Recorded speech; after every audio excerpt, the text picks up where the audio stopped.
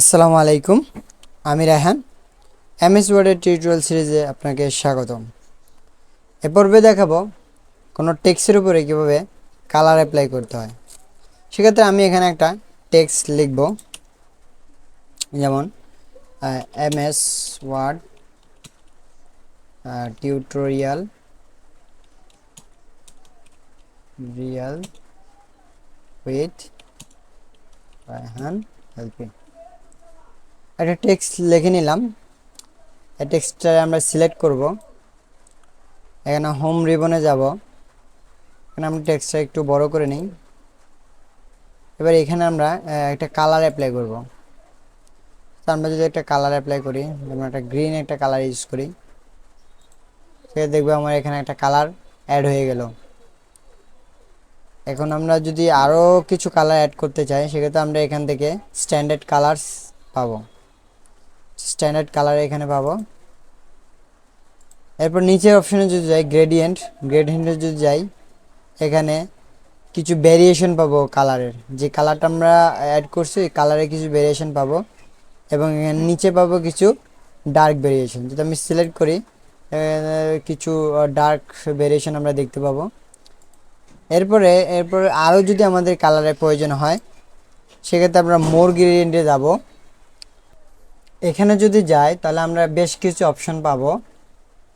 Text এফেক্টে আমরা যদি এখানে গ্রেডিয়েন্ট ফাইলে যাই, সেটা আমরা কিছু অপশন দেখতে পাবো, যেমন প্রিসেট গ্রেডিয়েন্ট। এখানে কিছু প্রিসেট দেওয়া আছে, আপনার রেডিমেড প্রিসেট দেওয়া আছে। আপনি চাইলে এখান থেকে প্রিসেট নিয়ে নিতে পারবেন। এখানে কিছু প্রিসেট দেওয়া আছে। এরপর এখান থেকে কিছু টাইপ সিলেক্ট করে দিলে, যেমন লিনিয়ার, রেডিয়াল, রেক্টেঙ্গুলার, প্যাথ বা সিলেক্ট করে দিলে এগুলা দেখবেন, লক্ষ্য করবেন যে এখানে চেঞ্জ হচ্ছে কিছু। এরপরে ডাইরেকশন, বা যদি আপনার এই প্রিসেট যদি প্রয়োজন না হয়, সেক্ষেত্রে আপনি কাস্টমাইজ করতে পারবেন। এখানে ডাইরেকশন সিলেক্ট করে দিয়ে, যেমন এই ডাইরেকশনে যদি আপনি কালার অ্যাপ্লাই করতে চান, সেক্ষেত্রে আপনার এখানে গ্রেডিয়েন্ট স্টপে গেলে এখানে আপনি কালার দিতে পারবেন। যেমন আমি যদি এখানে একটা কালার দিই, এখানে একটা কালার দিলাম, আপনারা টেক্সটের দিকে লক্ষ্য করবেন যে কীভাবে চেঞ্জ হচ্ছে। আর এখানে সিলেক্ট করে যদি এখান থেকে আমরা কালার দিই ব্ল্যাক, এখান থেকে যদি চাইলে এখান থেকে আরেকটু কিছু কালার দিয়ে দিই। এখানে চাইলে আপনি কালারের যেই স্টপগুলো এগুলো আরও বাড়াইতে পারেন। এখানে ক্লিক করলে বাড়বে, আর এখানে ক্লিক করলে আপনি কমে যাবে। এখানে যদি আপনি আরেকটা কালার অ্যাপ্লাই করেন, সেক্ষেত্রে দেখবেন 4টা কালার হলো। এখানে 4টা কালারের সমন্বয় আপনি এখানে দেখতে পাবেন।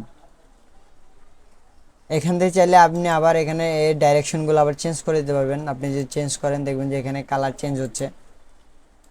কালার চেঞ্জ বলতে এখানে ডাইরেকশনগুলো চেঞ্জ হবে, কালার আপনি যেগুলো সিলেক্ট করে দেবেন ওটাই থাকবে।